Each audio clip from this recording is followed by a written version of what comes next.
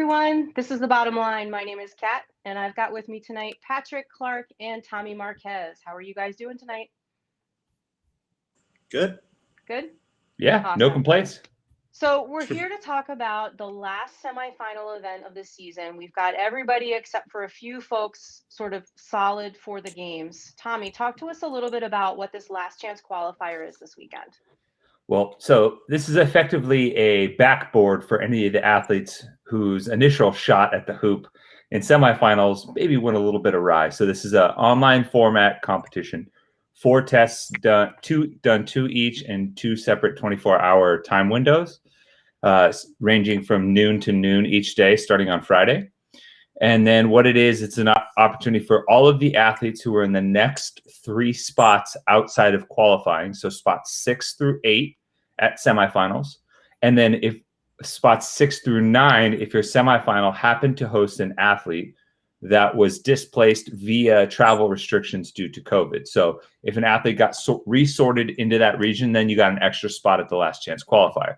So all of those athletes are pooled into what is now one competition, and they'll all be competing for 2 spots for the men and 2 spots for the women at the games in basically a month.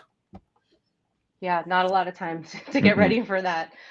So how many people in the field? Is it 30 and 30, 20 and 20?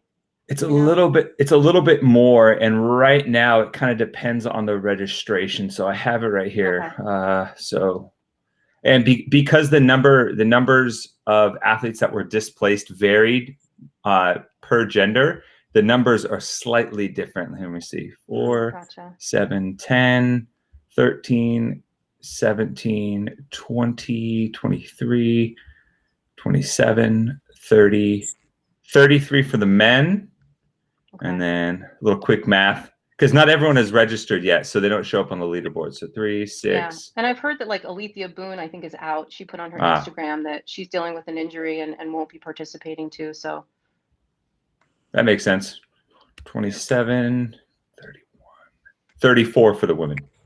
Okay. So 33 without Alethea.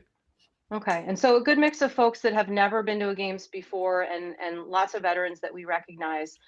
You guys recently contributed to an article with the Morning Chalk Up where you did a draft style pick for your top 2. So I want everyone to hear sort of what they are and what your rationale behind that was. So Patrick, let's start with you and we'll go with the men.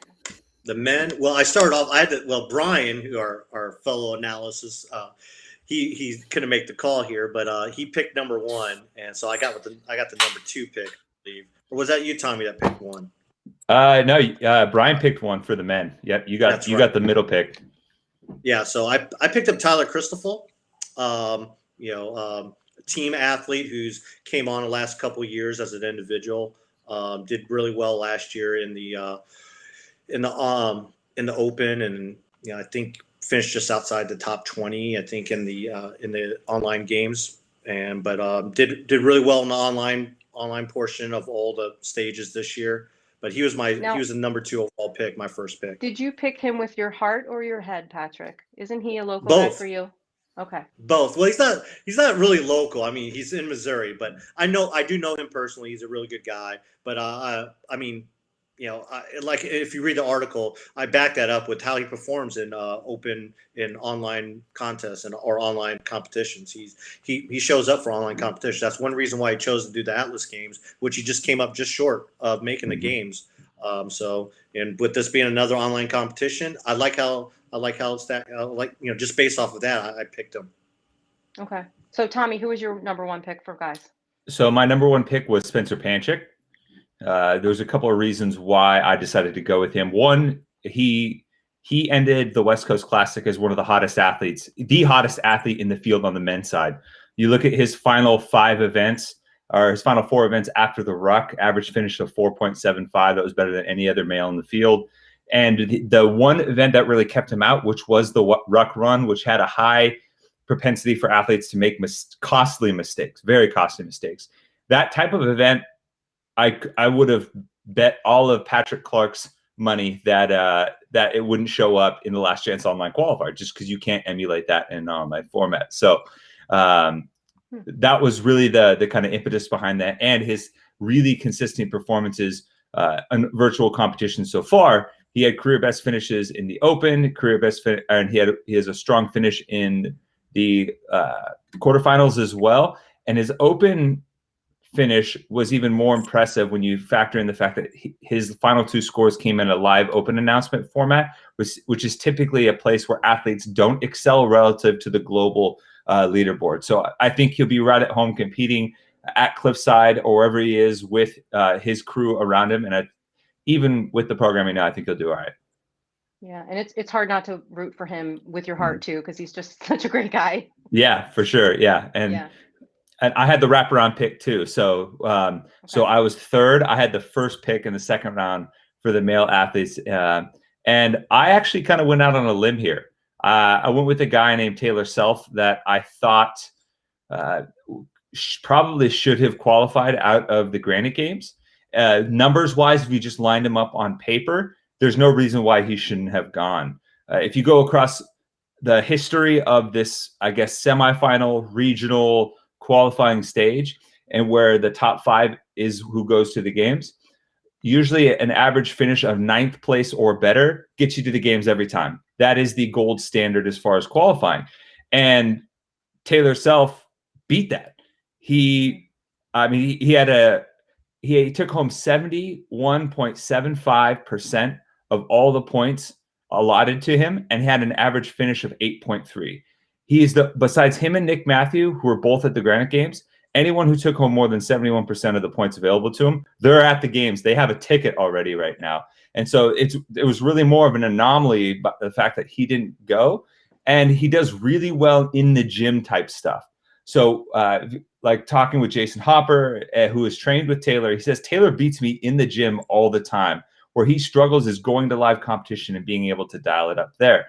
And so I think when you go back and look at his performances in the Open and quarterfinals, you see an athlete that does really, really, really well, except when a heavy 1 rep max, 3 rep max, 4 rep max type complex shows up. The 4 rep max front squat and the heavy barbell complex from the Open are the only reasons why he wasn't top 10 in both the Open worldwide and in North American quarterfinals. His scores on average the rest of the way would have put him in the top 10. So I think even with maybe hopefully one of the programming events doesn't go bad for him, he's a guy who can really dial it up when he's in the 4 walls of where he normally trains. Yeah, it sounds like that'll play to the strengths of the format. That was a good pick by Tommy, especially knowing that, that first event at Granite Games, what kind of hung him up to the games. It was a 1 rep max snatch, and he was trying to recover from that the whole weekend. So that was a really good pick by Tommy. He was someone that I was considering to pick ahead of him. I was hoping that he'd fall back to me, knowing what I know, talking to Jason about him. So that was a really good pick by Tommy. Okay, so who was your second pick, Patrick? I followed that pick with, Tommy kind of, he went with someone that he just recently saw with Spencer. He performed really well. And I did the same thing with Dallin. I picked Dallin Pepper with my pick. Now, Dallin was a little bit different than Spencer did the weekend. Strong. Dallin started the weekend very strong. And he was actually leading after day 1 of the West Coast Classic. And just, I just like his immeasurables. He's a good kid. But he's really strong. He's shown a lot. He's one of the few people who probably took advantage of COVID-19 and got so much stronger. Tommy's Atlas Games was, from what I saw of him in Atlas Games and what I saw of him in it looked like 2 different people. He looked bigger. He looked athletic. He just looked more. He looked like he grew up maybe 5 years with that year. To me, yeah, I got a chance to interview him. Yeah, I got a chance to interview him at West Coast Classic after day 2, and I asked him that question because I said, you look visibly different, and he just kind of blushed and said puberty. So, he's only it happens. 19. It does. I put on a bunch of weight then. Yeah, the thing I like. Go ahead. The thing I like about Alan is there's only going to be 4 events this weekend, and like you said, he came out hot in those first 4, and he's kind of like the athlete that doesn't need like a couple of days to sort of get in his groove. So yeah, I definitely think he's got a shot at it as well. It was a good pick, Pat. That 19th year can do wonders for the man weight, if you will. I put on 35 pounds that year, so I know what it's all about. I went from Absolutely. I got an 19-year. I went 18-year-old home. He doesn't stop yeah. eating. Yeah, my 19-year, I went from being a backup on my high school team to playing Division I football. I mean, just a year, just growing into my body and gaining strength. So, Mhm. Very cool. All right. So I like those picks for the men. Let's take it over to the ladies division. What was the order in the draft then? Same order? Ooh, Patrick? it flip flopped. I got to go. Okay.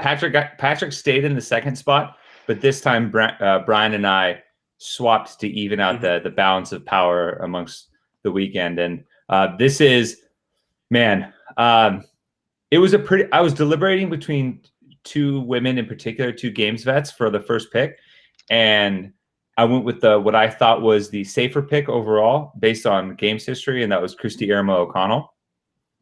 I thought in a similar vein to Spencer Panchik, it was more of a fluke that she wasn't at the games. I think it was more of like an execution mistake on her part, something that she reiterated in some social media posts as well.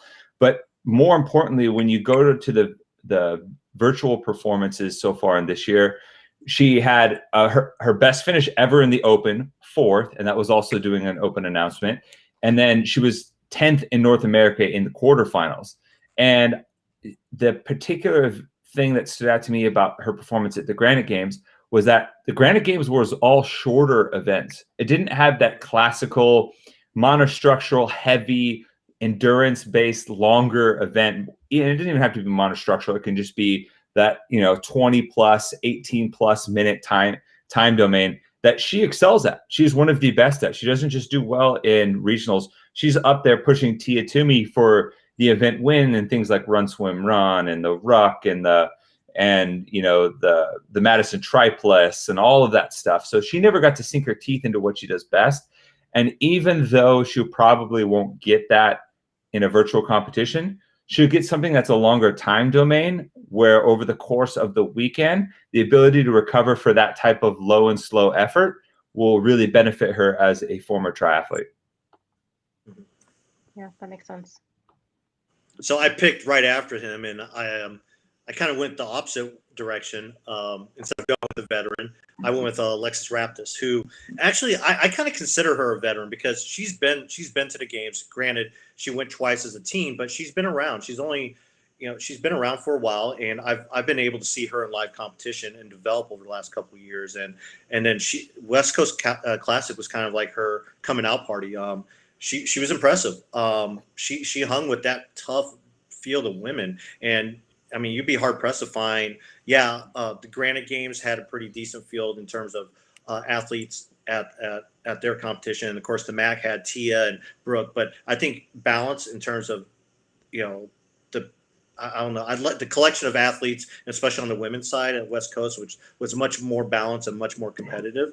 And for Alexis being the youngest person of that batch to compete with them and almost push and almost get that game spot, I was really impressed. And not knowing the workouts and seeing her online competition results, I went with her at number 2. Yeah, she had an event win at West Coast too, didn't she? Did she win? She win an event? No. I know she had a heat win. I don't think she had an event Heat win. Okay. She definitely had a heat win. I remember a victory dance or something in the end zone there. So for sure. It might have been push pull. Oh yeah, I feel like she had a kind of a teeter-totter kind of final day. Yeah. Oh, she did win push pull. She won it. Okay. Yeah, that's what I thought. I knew she had the heat win. I wasn't sure if she won the event, but yeah, I remember push pull, and that was one of those workouts that you wouldn't expect her to win, and she came out and she did awesome in it. Yeah, very good. Okay, so who went next? Tommy? No, Pat reloaded. Patrick went back again. Down. Okay. So I mean, I went international because we started off with all these picks from the U.S. and obviously there's some great international talent out there. So I went with Karen Freyova, or some people call him Karen Fry, but I went with her. She made it to the games last year. Online port. She finished 14th at the games last year, and I was just really impressed with her. She's young. She has some top end strength. She's really good at rowing. And this is all before I even saw the programming coming out. And I was just really impressed by her and the way she composed herself. And she did really well in the European online if you add the German and the Lowlands together, she was one of the top European athletes who didn't make it to the games, and she had some of the top scores, not just in Europe, but also if you combine all the semifinals, online semifinals, she had some of the best scores. Yeah, good pick. All right, Tommy, your last pick. Well, I had the quote unquote Mrs. Irrelevant pick, the last athlete in the draft, and I take pride in rooting for the underdog and rooting for the comeback story, unlike Brian and Patrick, who I wrote in our articles rooted for Iceland and D2 the Mighty Ducks, and also were big Ivan Drago fans. They also in the cinematic '90s classic Homeward Bound, they rooted for Mother Nature to win and not the animals. So they just want the underdog to not pull through. So I'm the opposite of that, and I'm egalitarian in nature. So I chose Emma Tall. That was my final pick, and I think beyond anything else, ignore the drama, everything that happened. She put on display what I considered to be a games caliber capacity effort into her virtual competition. Penalty aside, she was right there with Sam Briggs and all of those other athletes hanging tough in the top 10 across the board. And then when you kind of extrapolate that out a little bit and look at her performances in the other areas where she has competed virtually, you go to the cross-continental comparison. You take out all the athletes that qualified or have their season is basically over at this point. The only athletes that are in the top 5 overall that are still competing: Fee Sagafi, Christy Aramo O'Connell, Paige Semenza, Christine Kohlenbrander, and Emma Tall. And Semenza was the other athlete. A huge fan of Paige. I think she's going to do well this weekend, and I considered picking her before we even knew the programming. But I think there is an opportunity for Emma to really double down and showcase why she deserves a spot to the games. I'm a thespian at my core, so I wanted to quote the English playwright William Congreve from his 17th century adaptation of The Morning Bride, and use the quote, "Hell hath no fury like a crossfitter scorned." And that was really the impetus for my selection of Emma Tall. Yeah, it would make a great story for sure. And, we wish her all the best as well. So you mentioned programming. So this article came out, the men's came out Monday, the females came out on Tuesday, and then the workouts came out. So knowing the workouts now, we've got a row and a hang snatch. We've got a 3-rep max deadlift. What's the third one? I'm forgetting that one. Burpees. Yeah. Oh, yeah. It's okay. You probably blocked that out. You just wanted that out of the head. Mm-hmm. And then we've got this interesting triplet at the end. We've got double unders,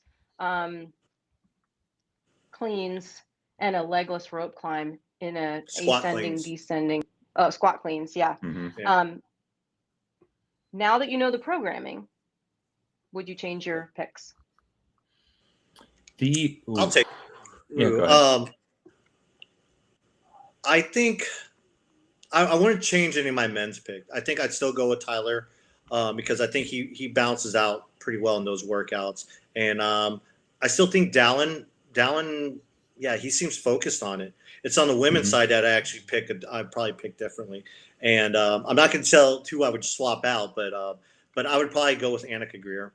I would probably pick her knowing this because she did really well in the Atlas Games. Obviously, at one point she was fighting for that game spot, and she just has a really good balance of strength and an engine. So I don't think that the deadlift she'll be fine in that. She'll probably finish in the top 5% of that, and she should do well throughout those workouts as well. They really play up to her strengths. So that would be the only pick. I'd pick Annika Greer.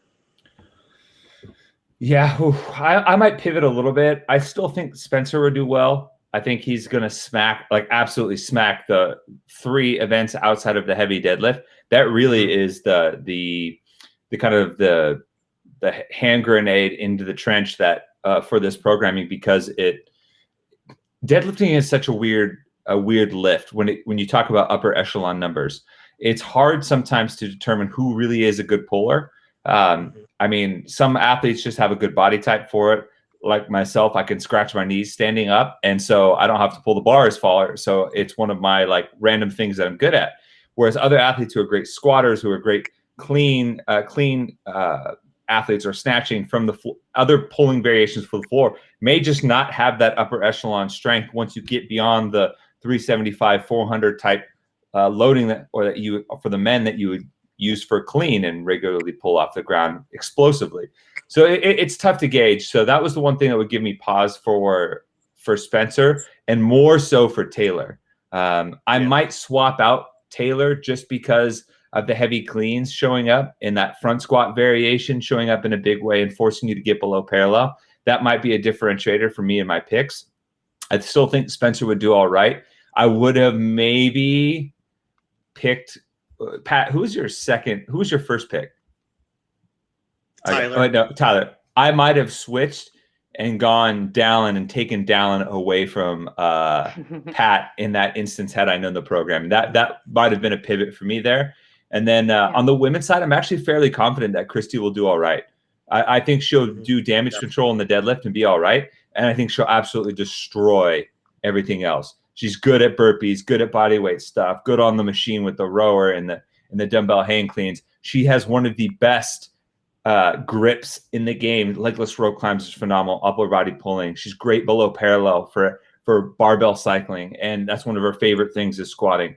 So I think she'll still do well. And I actually would probably stick with my Emma Tall one too. I don't know if there's another athlete that I think would be as well-rounded, knowing that by the time it got back to me, athletes like Fisagafi, who may struggle in the deadlift, but will smash the burpees to make up for it. And some of the other athletes that may be gone, I might have gone with Semenza in that instance because I think she's a strong. I think she's I think she's strong enough in the other areas to be able to do some damage and be very consistent across the board. Or Annika, like Patrick said. Yeah, it's going to be interesting to see too that there's only 4 workouts, so each one of these is 25% of the score. And you've got something like that 4 rep max deadlift where we could see some surprises there, and it could really shift the outcome potentially. You guys have been great. We're kind of running out of time, but I want to get to my bottom line here. Does this competition even matter? Like, are any of these people that qualify in this last chance qualifier, are we going to see them on the podium at the games? Is it going to change the mix of athletes and the outcome? Tommy, what do you think? I will raise my hand, teacher. I think so. Yes, actually, there's 2 ways to look at it. You can look at it historically, in which case I think the general volatility of the CrossFit Games athlete and the volatility within the competition format would give some credence to history even a dozen years ago in 2009 when the Last Chance Qualifier first showed up. You had 5 athletes, men and women, that got to go to the games as a result. And one of those was a podium athlete in Tommy Hackenbrook. And 2 other athletes finished in the top 12, Peter Edgett, who was 6th, Spencer Hendel, who was 12th, all of which went on to notch multiple top 10 finishes at the games and have very long careers. So even if we're not talking about this year, long term, I think this is just an opportunity for other athletes to take advantage of it. And there's so many variables that play into performance in this sport on a given day. They may not be a podium athlete, but I would argue that the other way of looking at it is that any athlete that shows up in the top 10 to 15 has a significant impact on the leaderboard overall as far as who ends up on the podium. And I do think that we can absolutely get that from this competition. I think Christy Aramo O'Connell, if she makes it through, she will absolutely be in the contention for top 10 at the games. And I think some other athletes have some opportunities to shake it up as well. So if we take it from that perspective, I think this is a great opportunity to give athletes another crack, because we've seen some athletes who didn't even win their regional show up and do really well at the games later on because of the test that's presented there. Yeah, Tommy brings up variables, and this season's been filled with nothing but variables, with that meaning all these online competitions. So you have a lot of athletes who don't do really well in online competitions, but they show up in the games and they show up. And I think this year it's going to be fun and exciting, and hopefully in the future it becomes a live event with a little bit more online. Maybe some money thrown in there as well. But I totally agree. Someone like Aramo, or they may not finish on the podium, but they affect the podium one way or the other. Let's say Tyler Christoffel does make it to the games, and there's a front squat, a 1 rep front squat event. Tyler Christoffel, he might win that event, and guess what? He's taking points away from possible leaders, and he affects the leaderboard. So yeah, I totally this event is going to be fun to watch. I wish it was live, and I can't wait till it's an in-person event. Yeah, we're gonna wait for the results, and we should be paying attention then because we have no idea how it's gonna affect, the big show in late July. So thank you guys for your time as always. On behalf of Tommy Marquez, Patrick Clark, I'm Kat Shear. This is The Bottom Line, and we'll see you next time.